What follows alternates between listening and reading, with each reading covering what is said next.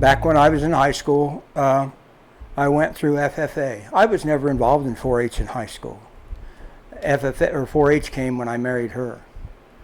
And a lot of it is I fell in love with the ground.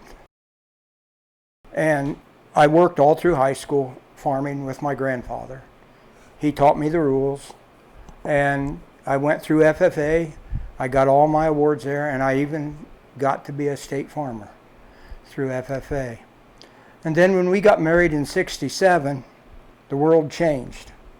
We went to 4-H, and boy, was there a change. I've been involved in 4-H for as long as I can remember. My mother was a 4-H advisor for Hair Cheerful Workers, and so I went to 4-H meetings and learned to sew long before I was even old enough to be in 4-H. And at that time, the beginning project was making a tea towel, which no one would ever dream of doing today. So I was a 4-H member and then became a 4-H advisor, and we got married in 67, December. Clyde Ditto. Yep. No, Bob Core contacted Gary and wanted to know if he'd be interested in being a swine superintendent at the fair. And so that's how he got started. From there, we had 3 kids, and of course they became involved in 4-H and taking livestock projects and crop production and miscellaneous projects, and Kelly took sewing and cooking and showed hogs. And showed hogs. Greg showed hogs, Jeff showed hogs. And so it just became a family affair. And then when Kelly was 2, the position for 4-H program assistant in Allen County became available, and everybody said, "Jackie, you ought to apply for that." And I thought, I don't know if I ought to or not. And I talked to Cal Limeball, and he said, "Yes, you should."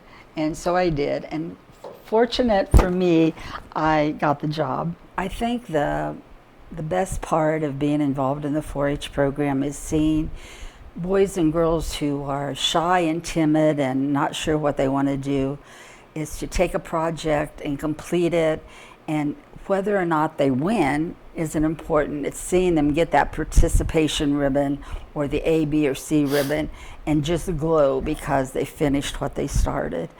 And so if for whatever reason Gary and I had any doing with that, growth is a plus. It's been a gift to us, more so than they'll ever realize.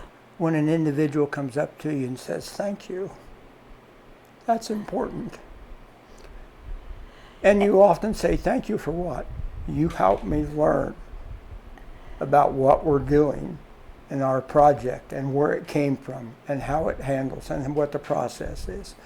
And I think that's a big part, just the thank you. Doesn't have to be anything else, but thank you. You taught me. And running into someone at the fair and they'll say, "Do you remember me?" And you think, well, I ought to. I recognize the face, but I have to think for a second about names. I went to camp back in, whatever year, and we had such a great time, and Yep. I'll always remember that. And it's those kind of things that mean more than money or recognition, because you just do it Because you because love you to love do it.